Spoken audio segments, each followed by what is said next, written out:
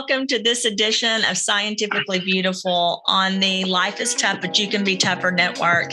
And I'm so excited today to introduce two of my good friends that are amazing, amazing people that have a vast range of experience from healthcare to wellness to business, and have written books and have traveled all over the world to start companies in the hopes to empower people and to make people's life better. And so we have a lot to talk about today. I want to say hi to Jörgen Tranberg. Am I saying that right, Jörgen?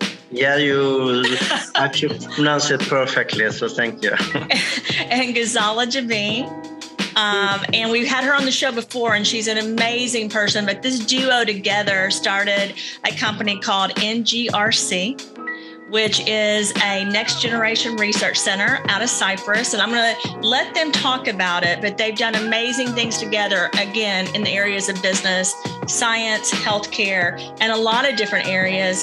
And I think it's very important because I've had the opportunity to work with these two individuals as they launch different programs to really help others, not just in Cyprus, but around the world. So I'm going to give them the opportunity to talk about it. But before we start, at Root, we're trying to clean out the body. So we're trying to take the waste out. And then we're also trying to supplement, because once you clean the cell and clean the body, you've got to put the right things into the body. We are a company dedicated to non-GMO, vegan, clean products, organic. And I think this is very important when we're developing products. One of my favorite products is Root Clean Slate. And so I want you guys to think about, when you write on a whiteboard, if you write on it all day, if you don't wipe that whiteboard off, then it's dirty. So with this Zeolite product, we're able to really clean the slate, get rid of things, and start over. So we have a product called Zero In. This particular product is able to really help people focus by affecting the neurotransmitters of the brain. It's also able to help people with just daily life and energy levels. We used a lot of ingredients in this particular formula, a lot of natural ingredients, amino acids that the body really needs. So if you look at our first round of products and then what we're coming out with, you really are going to have something that you use on a daily basis. Just like pharmaceutical and biotech, we're a nutraceutical company, because our goal is not to end today. Our goal is to have a bright future where we help people daily. Your body needs a foundation, and it needs a strong foundation, and that's what we're giving people.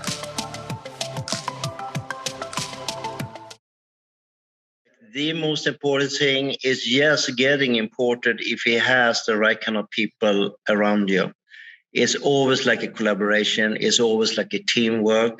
I don't see it like the most important thing. What we all are doing has such important piece, and that kind of like experience, the skills, and when you are starting really to collaborate, you know, everyone has such important role, which is basically equal with each other. But yeah, what is right is that I started up everything, what we call the Cyprus project. That is correct, because I know that that's a little bit of the main topic, what we're going to talk about it. So yes, in that regard, I can accept that I'm started up with it. This was actually, okay, so let's give a little bit of background here. I am a Swedish man. I'm 56 years old. Actually, I'm turning now very, very soon 57. Raised. Goss made an impression. Yeah, okay. That's not that old, Jorgen, but go ahead. That's what I was going to ask. No. Yeah, thank you. I mean, I still, I still feel somewhat young. I had a little accident, injured my ribs, and then I felt really like 56 plus for a few days now, but I'm feeling much better. But normally, yes. So I was.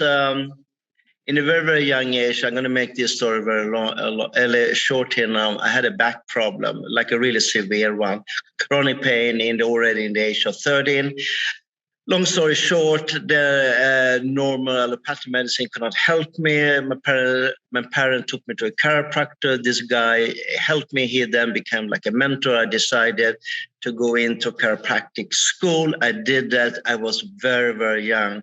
I saw my first patient in the age of 20 years old, became a chiropractor. I've always been so interesting as like, what did this chiropractor actually do? He was also an acupuncturist, trained also like in China. So I felt a little bit, these are supposed to be the expert, like all the medical doctor, orthopedics, kind of thing. They did fantastic job. So it was like nothing wrong with them. But I always, in very, very young age, wonder what actually did he do? Long story short, I became a chiropractor.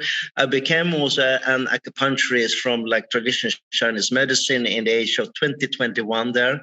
And I have basically been devoted my whole life to understand the body's ability to heal by itself. Then I actually moved over to state. I started naturopathic school of medicine in Stockholm in Sweden.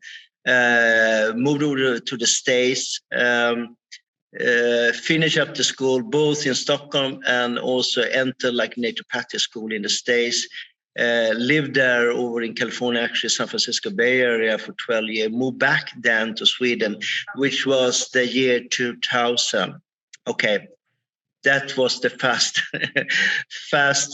background. 5 years ago, it's actually now a little bit more 5 years ago, I've been written 3 books. My last book was called Compassion, because I've been so incredibly interested in compassion from a research point of view. I knew the professors in the Stanford University who was actually doing a lot of research about compassion. Her name is Emma Seppele. She was born in France, lived most of her life in the States. She has Finnish background, so that's why we were able to talk a little bit about Scandinavian things like that. So I started to lecturing, because that has been, even though if I've seen patients for all these years, which I'm not seeing right now because I have way too much to do, I started into lecturing actually about compassion, became so almost obsessed, like, because it seems like there's reason. Why is the school system not having this kind of value? Well, why is the business not having this value? Why is not the health system having like of this value? And that became my third book, which was called Compassion. Okay, so I did a huge tour in Sweden. I was lecturing all together in different in different places for 40,000 people. There was, in one of the lecture, there was a married couple who was living here in Cyprus. Half of the time had a lot of collaboration with the university here. They approached me and say that we have discussed to find someone in the area of life science, especially the complementary medicine, who knowing like a lot of researchers and building up a global research. That's just how we started up. So I came down here. I came down here without really knowing exactly what they really wanted to do. I was very impressed. I met people that were lined up with meetings and things like that. One of the meetings was with a health minister.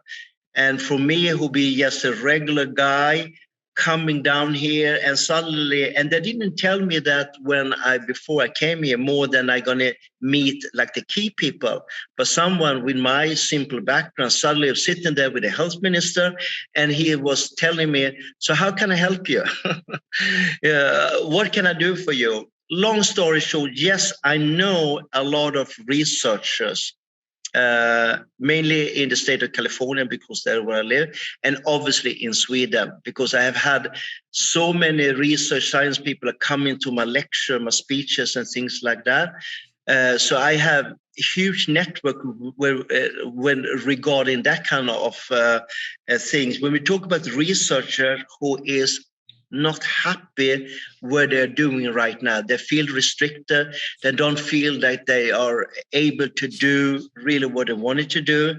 I know a lot of medical doctors, especially from my country, because Nothing wrong, but if you're a medical doctor, you have a license, you are very restricted to keep yourself in allopathic medicine.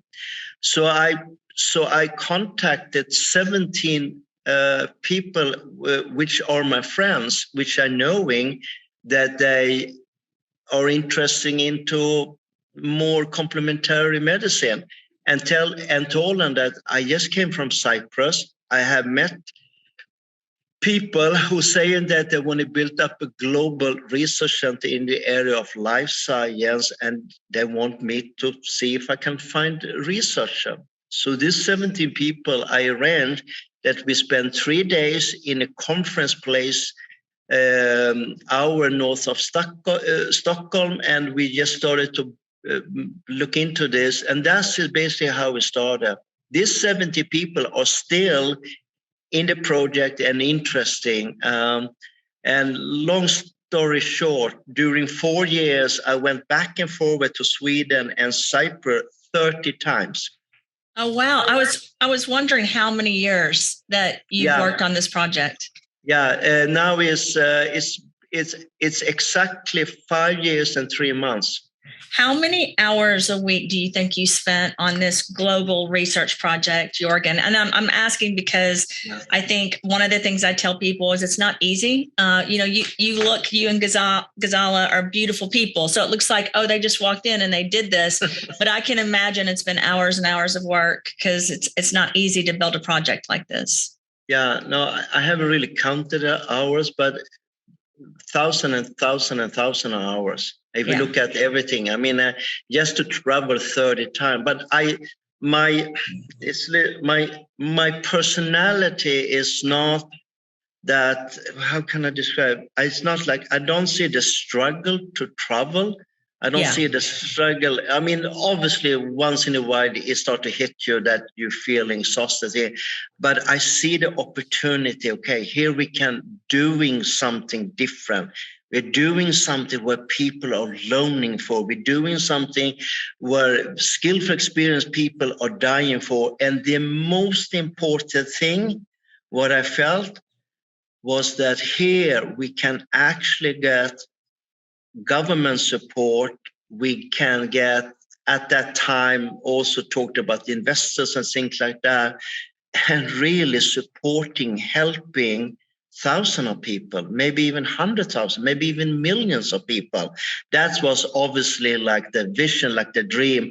And then as everything is, things are going up and down and things like that. But that has been my drive to really helping and supporting people who are suffering. It's not that the allopathic medicine doing something wrong or something bad, but have something alternative, which is very often so less like invasive and all this kind of thing, but do it by the books from science, doing solid science and research and this kind of thing. So that has been like the drive. And and that's just, I commend you for that, because I think that was one of the reasons I really connected with you and Ghazala, because you guys, you believe in traditional medicine, but you also understand the need for alternative choices, and for both of those to have research behind it. And I think one of the things, I was in pharmaceutical for years and in research for years. And one of the things that was really hard for me to transition more to the supplement world was the fact that I understood the science, I understood the literature, but there wasn't research behind products. And that's been the hardest thing for me, because I went from a world of 7 years, at least 2 years of patient registries, right?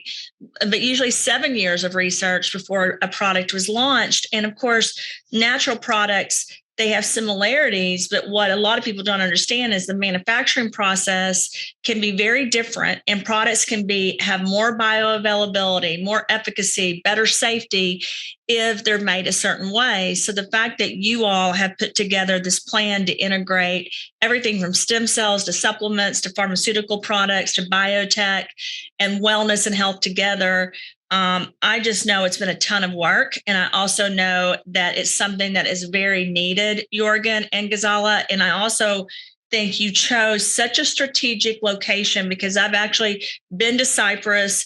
went from Cyprus to Lebanon and Syria actually to do talks, and love that area. But it's kind of a cross bridge. It's an island where you have exposure to so many different countries, and I think it's going to be an amazing, successful project. What you guys are bringing together. So one of my questions. Your goal is to get doctors there or people there or both for this project? Actually, both, because both are really needing each other. Both are really needing each other. So that's first is like yourself, and also I will very soon introduce Ghazala when she came into the picture, and her very important key role here also. But it's basically collect my aim has always been collect incredible, skillful, hopefully also experienced people, but skillful people who's coming from Valley, which is a little bit more softer. People are coming more from the heart, really live in the compassion, how we listen to each other, how we respect each other, how we talk to each other, basically, because that is not just going to be like between colleagues. That is also going to be the interaction between the physician and the patients, and basically everything, really. So it's that part, what I mentioned now, has been incredibly important for me, without saying that this is the right people and this is the wrong people, but people who is as you know, there is a lot, the world out there is suffering. Yeah. Basically. Yeah. And if you look at illness, and I'm not saying this is wrong with a lot of medical doctors, because they are into a system when they have so little time with a patient. The resources get smaller and smaller. So I have a lot of friends stopping see a patient because they feel they cannot take it anymore.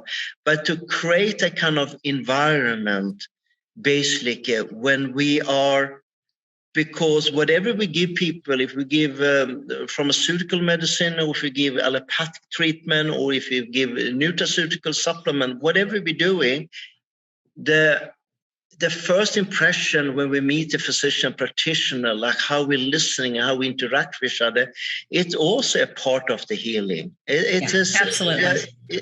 It's so basic, actually, it's so common sense, and still is not something you find everywhere. Simple as that. Yeah. No, I agree. I think your approach of the mind, body, spirit, and soul, right, is so important. I think that's one of the things that we're neglecting in healthcare. The spiritual, emotional, mental aspect behind getting better, behind making improvements is huge. And we know that through research, right? We know that through the data. However, you can't capitalize on mental health as far as people being happy and emotion, but to really create an environment where people can get better and make their own personal choices, you need this haven, right? And where you have more than 5 minutes with a doctor, because now we've all gotten used to walking in, you've got 5 minutes, right? And then they give you a prescription, or they tell you what the deal is, and then they send you home, or they come to your hospital room, they review the charts, and then they say, oh, we're going to do 1, 2, 3. And it's not their fault. They just don't have time. So I think your vision is, like I said earlier, very commendable. And I think bringing in Gaz, and I know she hasn't spoken a lot, but Gaz, just so the audience knows, Ghazala, sorry. I call her Gaz, but Ghazala Jabin is a businesswoman that has been celebrated worldwide in major magazines, major social and media outlets, and in the business and healthcare community because of what she's done. So Jörgen, one of the things, we always talk about life is tough. And I always say one of the things that makes you get through the tough time is your inner circle, right? Your people that you decide to depend on no matter what, in the good and the bad. And so I'd love for you guys to talk about how this partnership came together and how Gaz is part of this project. Yeah. Okay, so guys, if you don't mind, I'm going to actually start how I actually, and then I'm going to obviously let you talk for yourself. But I was the one who found gas. Because she's famous, right? She's seriously. Because a lot of people say like the opposite to us. No, I was the one who found gas. I was follow her story. I got very fascinated about her as a human being, and also as a woman. So I was the one, which was 3 years. It's pretty much exactly 3 years ago now. I was reaching out to you. And we got, from my point of view, we got such a deep connection on a spiritual level there, spiritual and also on an emotional level right away. I actually invited you, and if my recollection is right, we started to talk about this Cyprus project right away, and what I know what I'm good at, and I know what I'm not good at. And I'm a visionary guy. I'm so depending that I have people around me who can structure up things, knowing the marketing and all the kind of things. And I felt like this is what Gas has. And more important, Gas is a very sweet, loving, very warm-hearted person, have this both values. So I invited Gas over here. We decided to go over here in January 2020. And that was right before the pandemic. We flew over here. We actually flew from Manchester and flew over here. And the thing is that what we have not discussed and talked about, which I just can mention, this research center then become a whole community. So we are building now a community, and the vision is going to be like a smaller hospital, which is going to start with a wellness clinic. And there is a lot of, I have people who is like doing also, there will be like a school also already up to, like from the first grade up to the ninth grade. So there's a lot of things is in this project. But we rented a car, and what we're building everything is really, you have 180 degrees ocean in front of you. Then you have 180 degrees chain of mountain. And it's really like a virgin island. Nothing is there. So I drove Gas over there and said to her, okay, so here is what it's going to be. Here's where we're going to start at. And do you remember what you said actually? One of the first things you said when I showed, do you remember that? Yes, I do. Okay. I don't know whether you want to say it or you want me to say it. I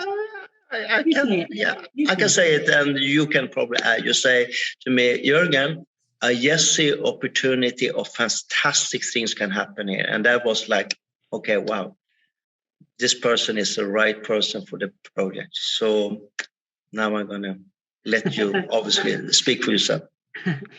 Well, first of all, thank you for having us anyway. I just wanted to say that, paths don't just cross accidentally, and the connections are an energy pull.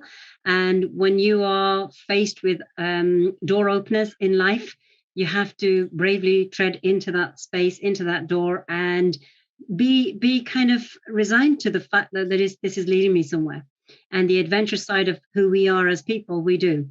And yes, Jörgen is right. I didn't go looking. I was minding my own business, actually. He pulled you over, God. I was just breezing on by my own little air sign way, you know. I was, and sure enough, you know, this Viking comes knocking on my door and says, "Hey," and so no, when we went over there, for sure. As soon as I stepped out the car, that breeze of the ocean, the breeze around me, the behind look of the mountains, you take a moment and you're like, is this real? Like people, when I've shared that feeling, they said it's like, sounds like safe haven, a safe haven. And you use the word, Christina, before, haven. And people feel like, is there such a place on the planet, safe haven? And that allowed me also to think that the vast space to breathe in was endless, but the opportunities that could be created could also be endless as well. And that's where the scope is allowing your mind to expand with the thought of what visionary people can do and what the right people aligned can make that happen. And that's kind of why I was all in.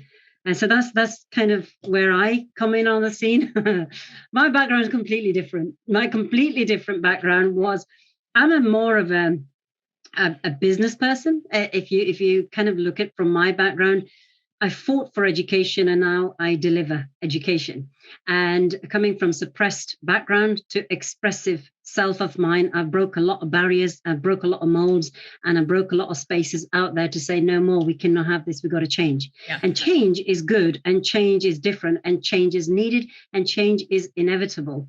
And for me, it was, you know what, there are so many people crying out for that change. There are so many people that are wanting to be counted. There are so many people, and my own personal journey, having lost my husband to cancer, was that he was misdiagnosed because so many people got it wrong. And back to something you said earlier on, Christina, was that people get misdiagnosed because the doctors don't have time. So you go in with a symptom, they got very limited time. Yes, you are suffering with not lacking, of energy, lacking of sleep, maybe you're depressed. So when somebody is clinically diagnosed with anxiety and depression, and then later results, you persevere and results show that you're actually dying of cancer, something like that serious is why change needed to happen. So from bringing my own personal story of what I went through, misdiagnosis 15 times, of my late husband, was the fact that we persevered because things were adrift.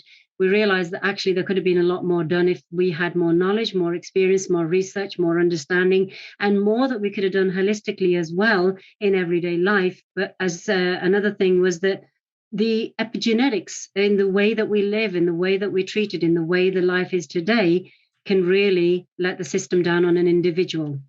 And I think one of the things that for me, that remains to this point, the importance of this research and the change needed in what we're doing at Next Generation Research Center is that when you have terminally ill patient at a hospital bed and you have other terminally ill patients actually supporting the patient that is dying because the hospital let the person down, that makes you really sit up and take note that actually we need change. So therefore, when he has been neglected of an emergency code buzzer to press for assistance, and other ill patients, terminally ill patients, are rescuing another patient, being patients themselves, where was the hospital support? Where was the actual care for the individual? Because a lifeline, there is only one lifeline. And if we cannot see that, to research, to do more, to get people educated, to find alternative means, as well as the allopathic medicine side of benefits, and also overall, everyone matters and every life is precious and every moment counts. And those moments sometimes are stolen. And something that was stolen from my world was something that I can't bring back. And so the passion for driving forward the change is why I wrote my book, which literally did. And the book, as you know, is called Loved, Lived, Lost. And the story that is really all about, yes, you're fortunate enough to find love. But then when you have lived, you enjoy the life and you want to do good through experience. And then when you lose, it's lost, but somebody stole it. That could have been a different story. So therefore, what we're doing, and when Jörgen told me about Cyprus and the research and everything, that meant, you know what? It's about time we did more. It's about time that people were educated more. It's about that the change needed to happen in a different kind of way, that all aspects of care are needed, from holistic approach. And I come from an Asian background because we only ever worked with holistic therapies of old remedies. They used to call it old wives' tales. But, they did this, and you tell your mother, I've got a stomachache, and then she gives you these seeds. And they're like, what is that? And they'll do you good. And they were good. And they did do good. And that's where people have never seen the power of the natural remedies presented for us on Mother Earth that we never really explored. And that education is what's needed around the world as well. Well, I love what you just said. And guys, thank you so much for sharing your heart and your knowledge. I think one of the things I've always respected about you since I've met you, and when I met both of you, by the way, I still remember, and I think I said this on your talk, guys, when we did the episode, I when I first met you guys, I was actually in Florida working on another project, and it changed my direction on that project because this was something, when I heard about what you all were doing, that I believed in, and I knew that was very important. And I agree with Jörgen, this place in Cyprus and with you guys, this is a place we can do things like this that will impact national, international research, right? Globally in healthcare and wellness. But I think one of the things, guys, with you that I always go back to when I talk to you every time is you've been hurt. I've been hurt. I'll be honest. I've had cancer, lost, had a child with cancer, gone through things where, and I know you have too, where I was suppressed or, things haven't changed a great deal like people think. You still have a lot of racism. There's still a lot of sexism. There's still a lot. And we don't need to be victims, but back to Jörgen's point, we need to be compassionate and understanding and be realistic and talk about it. But what I love about you guys and what I saw from the beginning is despite this pain, despite the past, despite what you go through, instead of going inward, and I know we all need to do that at first, right, when we're handling pain, but you have accepted this in life and you're using it to help others. It has driven you to, instead of never talking about the pain, being able to share, to make people's lives better so that they can feel compassion, so they can feel united.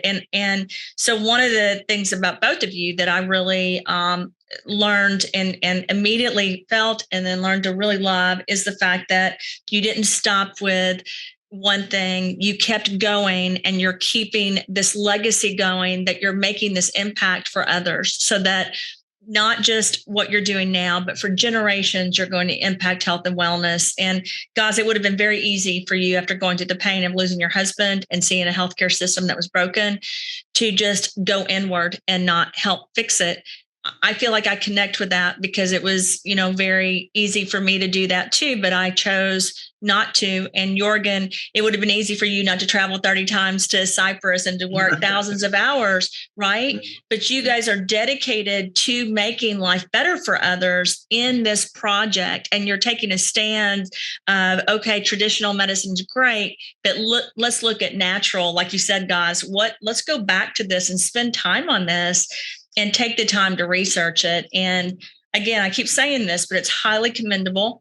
And it's something that people need to know about. Like, I think the fact, Jörgen, that you've built this stem cell clinic that people can go to from around the world, this wellness clinic where they can come and get skincare, where they can come and get classes on psychology, yoga, astrology, also acupuncture, a whole gamut of things. Yes, they'll have the traditional treatment, but you guys are taking it a step. You have things covered in the front, in the back, and at the side of people. And I always say that I always feel this spiritual energy around me in the front, in the back, at the side. It's not just me, right? And you guys have built this solution, and you're not just building it, you're researching it. And that's what I love. So I'd love to hear more about the project. I know I'm involved, but I'd love for you guys to share how people can get involved and where they go to get involved, because my understanding is you will be taking people into Cyprus where they can also travel and be part of this project. Yeah, that is correct. It's actually going to start up. I mean, we are. It's going to start up for really as we are talking about. Yeah, people just seeing. Like people are just seeing that, like for example, myself, they see like this very positive side because that's just my personality. They see me traveling and things like that. All this is true, but there is also, it's a lot of work behind it. And you have to, if you're doing a project like this, you have to realize it's going to be a lot of obstacles.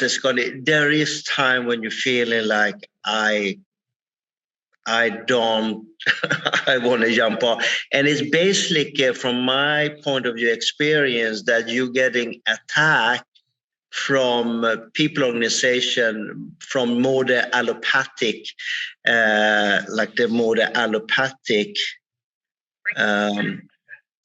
more the allopathic things.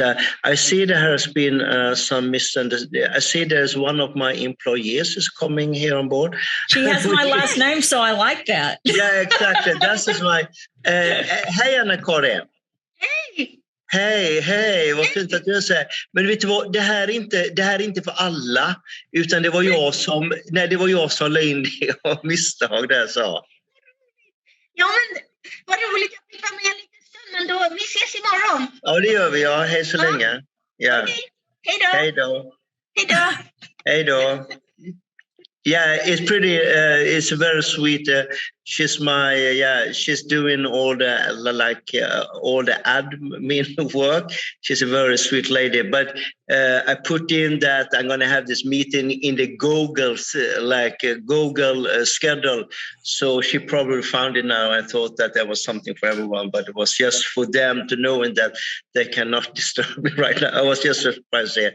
Okay, so so I'm going to continue. So what I mean is that you have to be so devoted, you have to be so driven, you have to be so not lost in all the details, things like that, and always come back to the bigger vision, which something like Asala has been a huge support for me to coming back to that. Yes, but all the work we're doing here now is that 2022, in the beginning of 2022, we're going to offer people to come down here. You're absolutely right.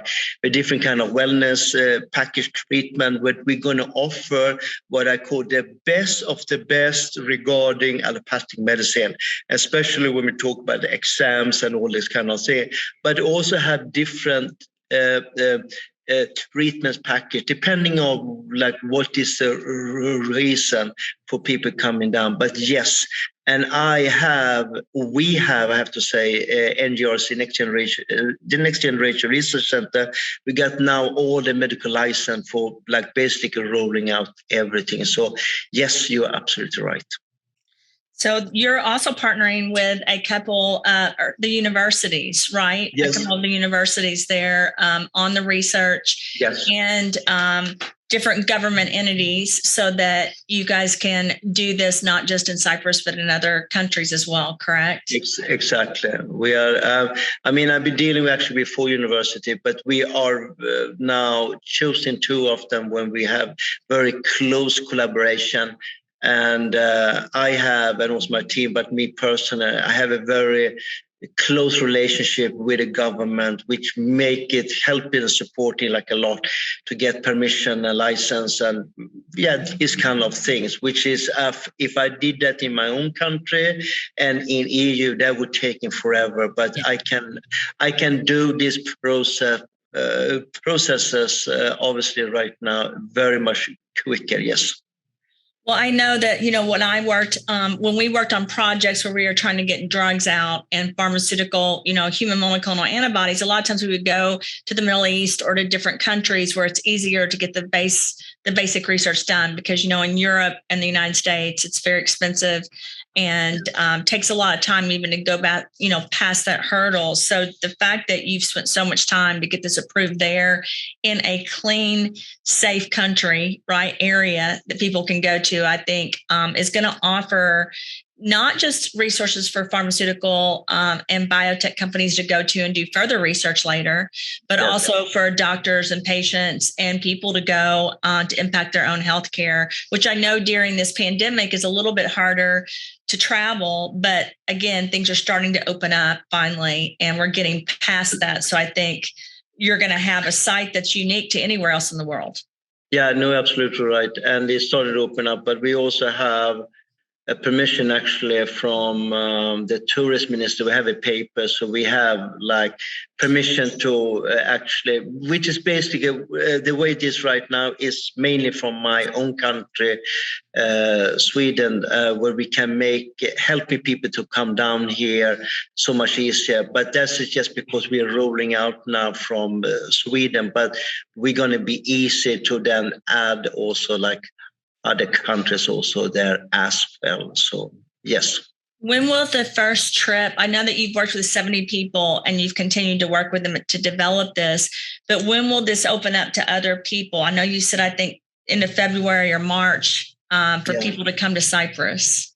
We actually, it's a little bit interesting that you are asking that, because we got everything done for the first trip, decided the date, which was decided because we were waiting for a certain kind of license and a certain kind of permission. And so the first trip will be February 5th.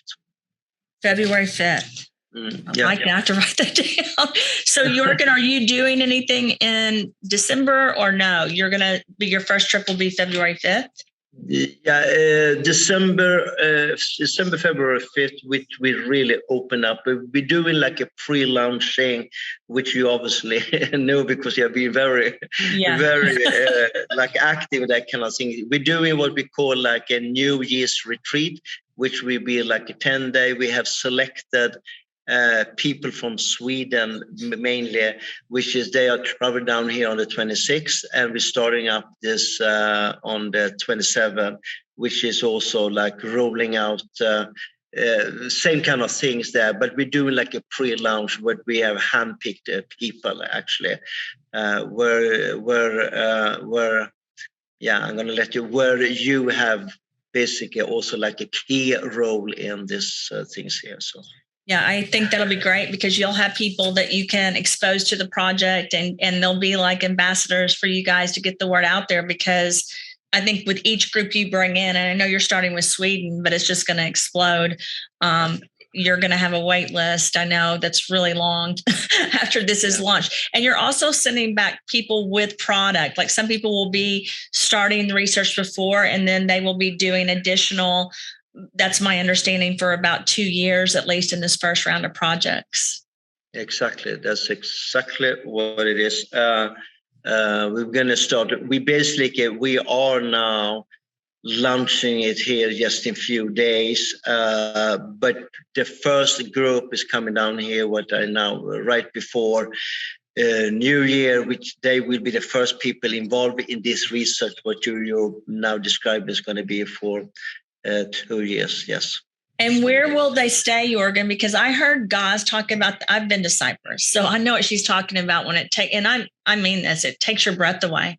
The ocean and the mountains and all of the things around, it is a safe haven. I mean, it is an area where you feel like you're somewhere completely different and you're really getting to relax and really get your life, grounded, I think is a word I'd like to use, because I think it's very important. So where will people be staying when they come, and how have you organized that? And I'm asking that question because, again, Scientifically Beautiful is the name of this podcast, but we talk about life is tough. And I always like to say, okay, it's tough, but we've got to take breaks and take care of ourselves, or we can't take care of others.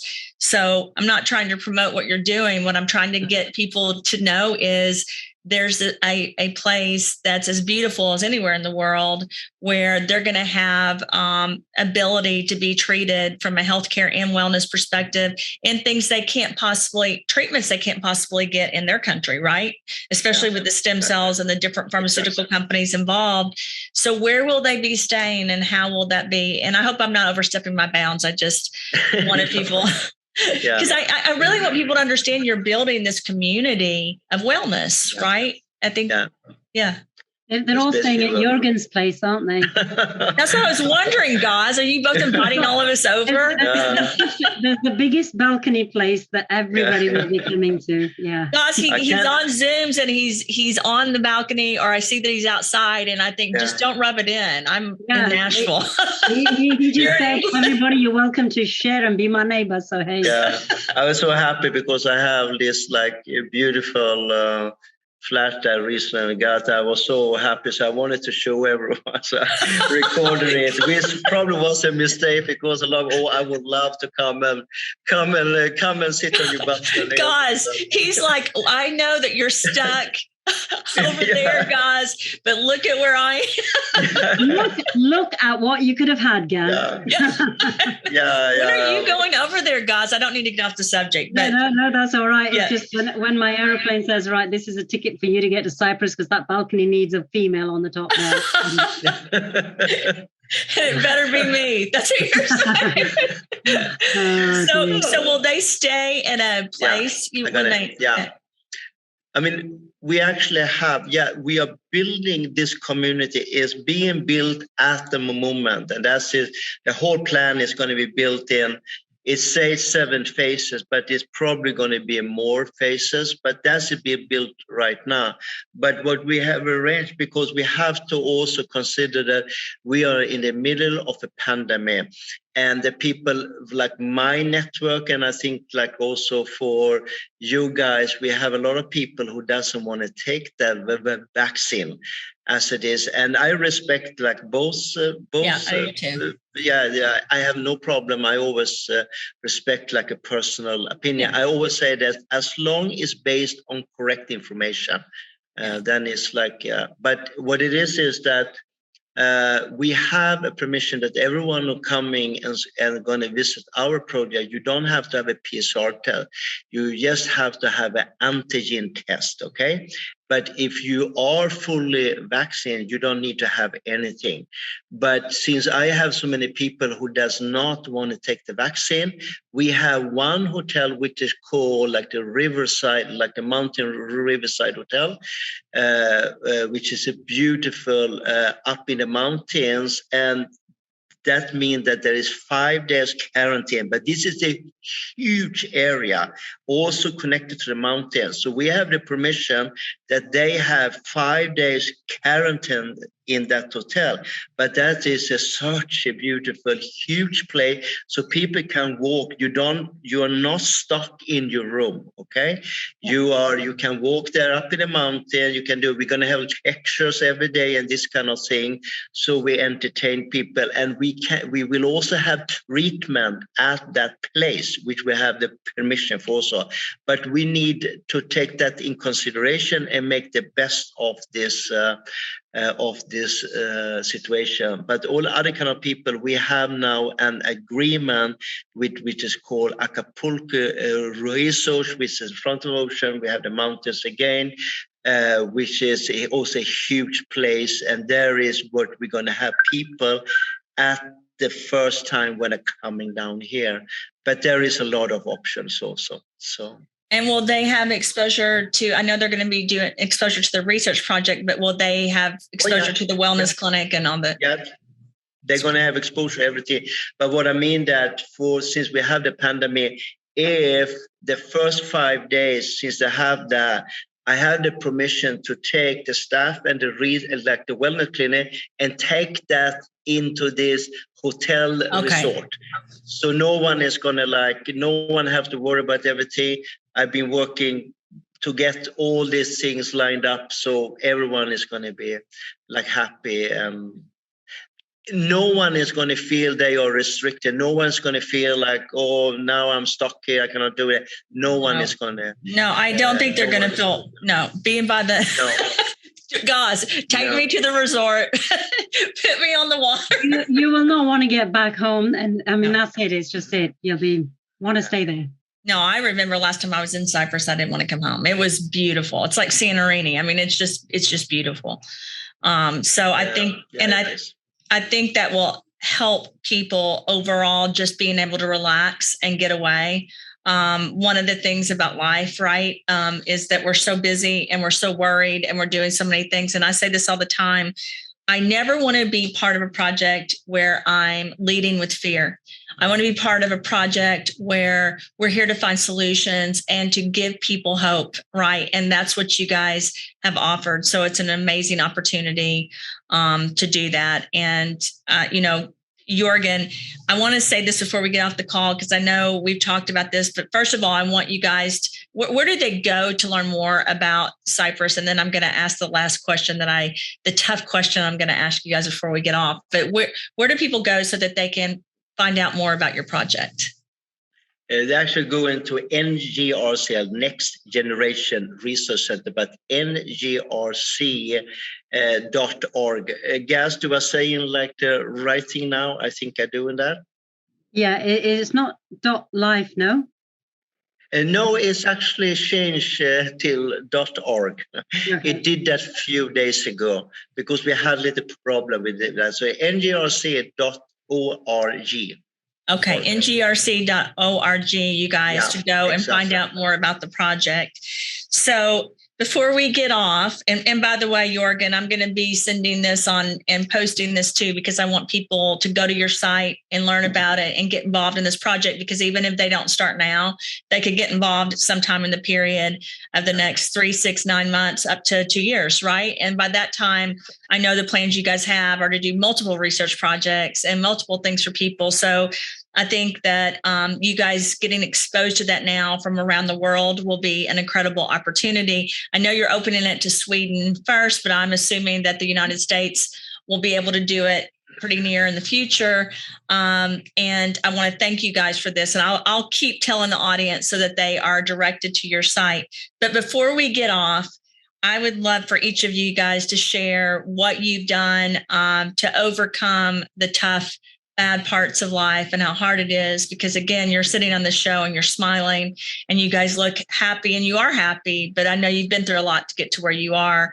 So if you guys can give the audience just some advice on what you've done or some hope, because I think sharing like you do, guys, with things that have happened is an important step to helping others, but also providing what you did to get you through those tough times is something that I think we all need to share. So, Jörgen, you from a healthcare doctor perspective, I'd love to hear it. And you guys from a business perspective and personal perspective with both of you, I'd love to hear your answers to that for the audience. So, I'm gonna definitely let you start. Oh my goodness. Okay, well, from a personal point of view, I mean, when you get a life where you feel like, I want to call it a day in life because something really took everything from you, and you want to go to the point of it's c'est la vie, time. But then there's something inside of you that's embedded deep that is not about you anymore. It's about what you were here for. And for me was very much that, yes, life has been tough. Things have hit me hard. Things that I didn't expect to hit me so hard knocked me to the floor where I could barely breathe to survive. But then I had to think about others. I was here for a purpose. So then you got to pick yourself up. Then you have to put yourself on the back burner and put yourself on the front burner for the others, because you're there for a mission to accomplish for others as well. And I think in my personal case with Martin, yes, I lost Martin, 25 years of my life with somebody that I thought that was the end of, beginning of, and end of. And I could have kept the duvet over my head and the curtains closed and died. But then I had 3 children, and they were my reasons to breathe, to live, because they were dependent on me. So it wasn't about me. It was about them. It's about somebody else. The same thing here. Jörgen and I haven't seen each other for a year and a half plus through the pandemic, and all the work that's gone on is you're doing it virtually. Sometimes it's really tough and the ride is so much, but then we think to ourselves, it's not just about us. It's just not about Gaz. It's not just about Jörgen. It's not about Gaz and Jörgen. It's actually about the whole project overall for the change that we've been here to deliver of servant-driven leaders, where you're actually making a change for the rest of the world. And if we've come with nothing, we go with nothing. If we've made a change in that point and we've been given a duty to serve, then that duty has to be justified in a beautiful way. And in your case, and this program, scientifically beautiful, that's the tough part of when you're doing the job more beyond than yourself for the others, because that's the mission you're on. That's how I would look at riding the tough ride, is keep busy, keep your mission. And it's not just about you. Everybody, it's like for me, I don't say I'm the only one that lost somebody to cancer.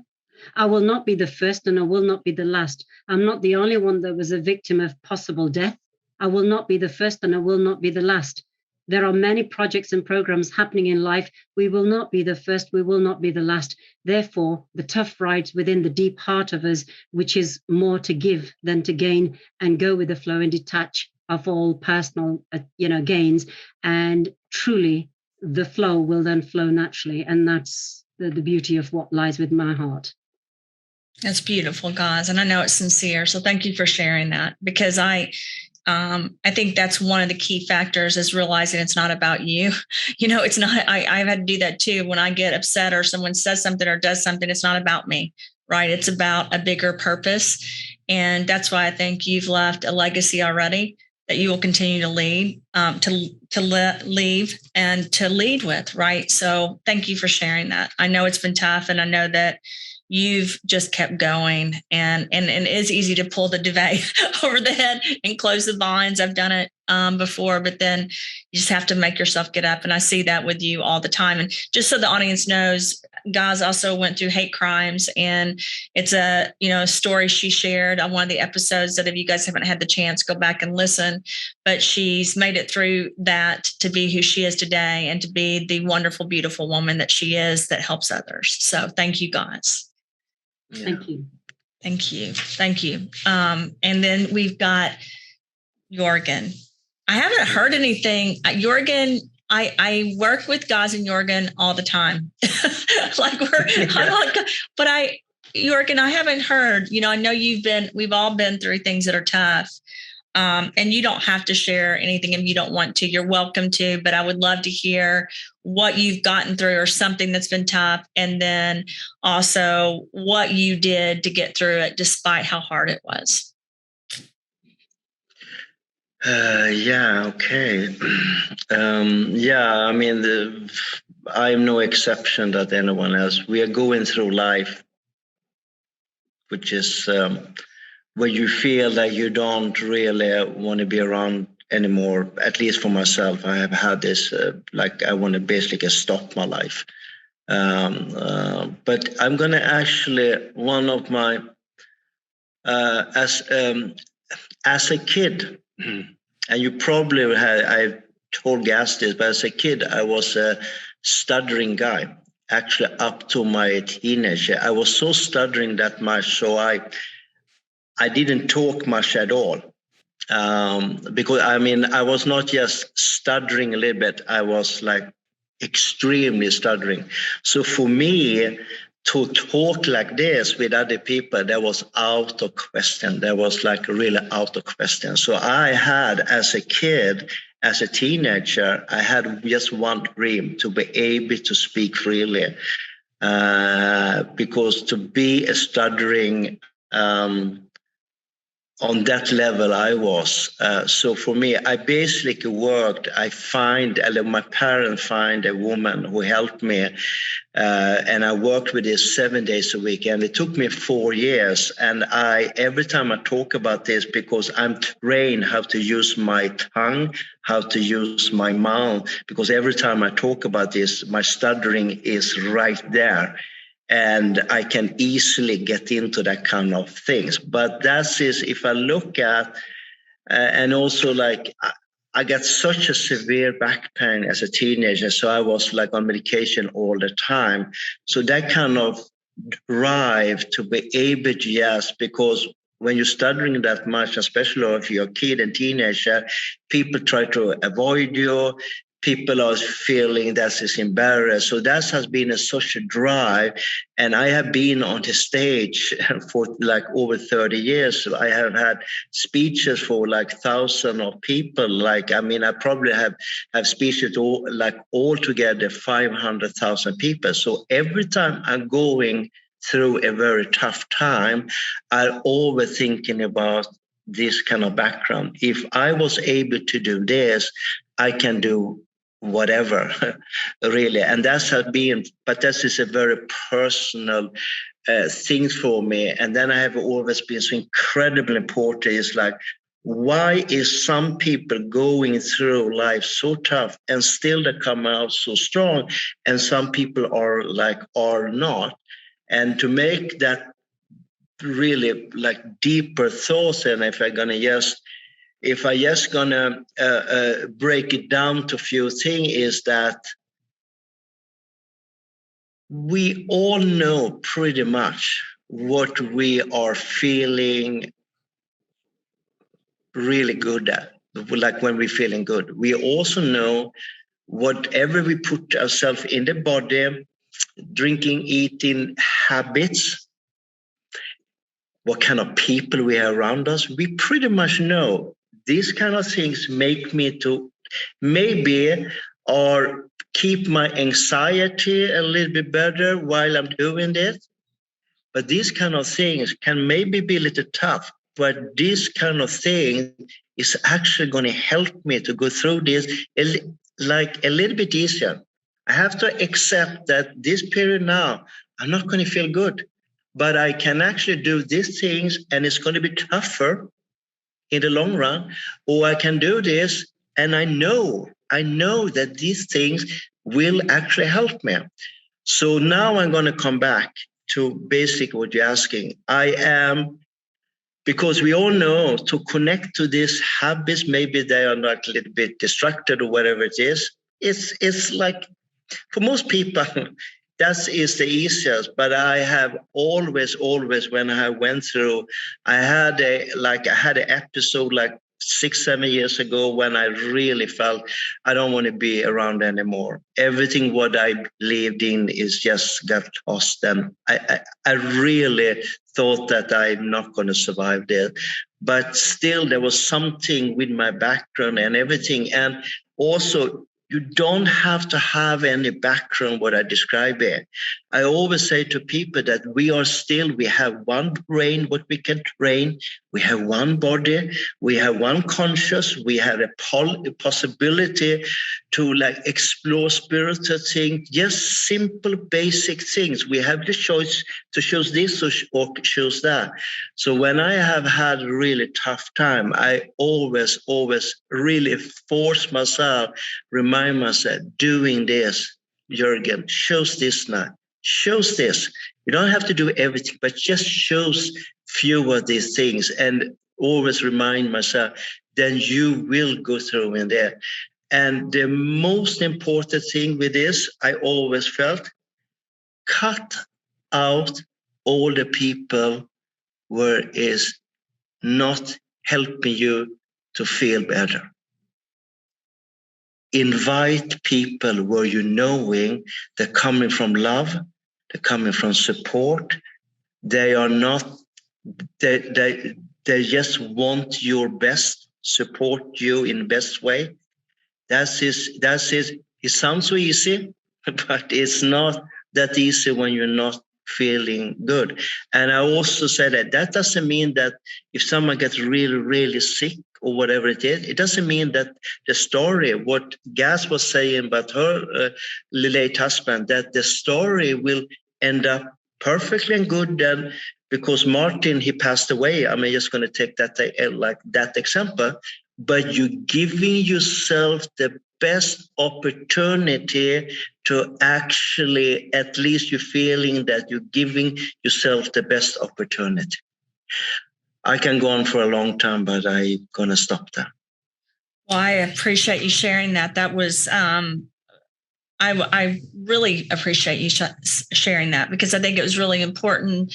It's hard to share our weaknesses. We all have weaknesses, and we all have things we've gone through that have been very hard for us. And Jörgen, I'm just going to say, I'm glad you're here.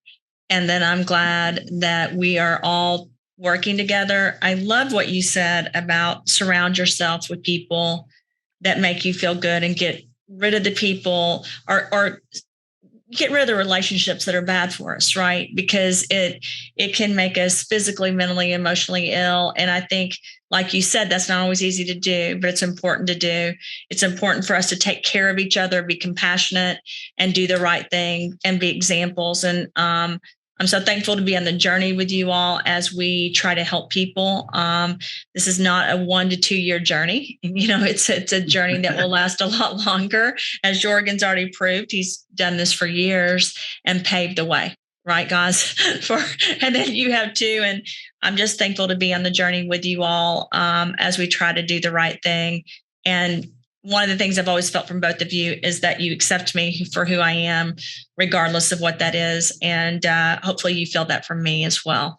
And I know that you have 100%, yes. I hope you always know that. And 100%. You always do, Christina. Yeah. And I will speak for both of us as well, that one thing I've noticed, no matter how life has been even tough for you personally, but even the journey of your work, career and changes, your heart has always been led in a true spirit, true way, and authentic in every piece of the way. And you just want to do good for so many and care, the caring part of your world, the fact that even to have us here to share for the people that you care, that a message from all three of us collectively in one energy in a space can make a difference to other people listening into this podcast as well, is such a valuable gift alone, because that's our sharing vulnerability in a space that we're comfortable to share, because we know it may just make that big difference for somebody else. And we both hold you in great respect and a lot of love for you, for who you are and what you're doing. And so proud to have you with us on this journey.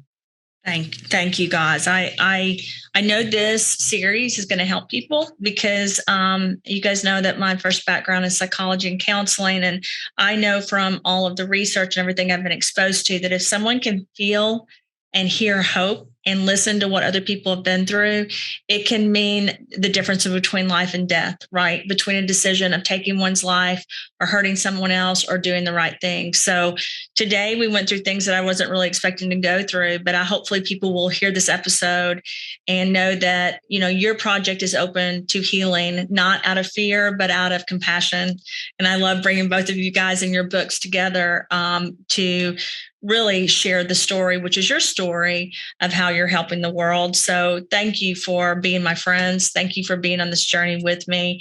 And I know we have a lot of healing to do, right? Because life is hard for people.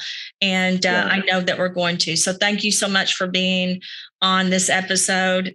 I much love.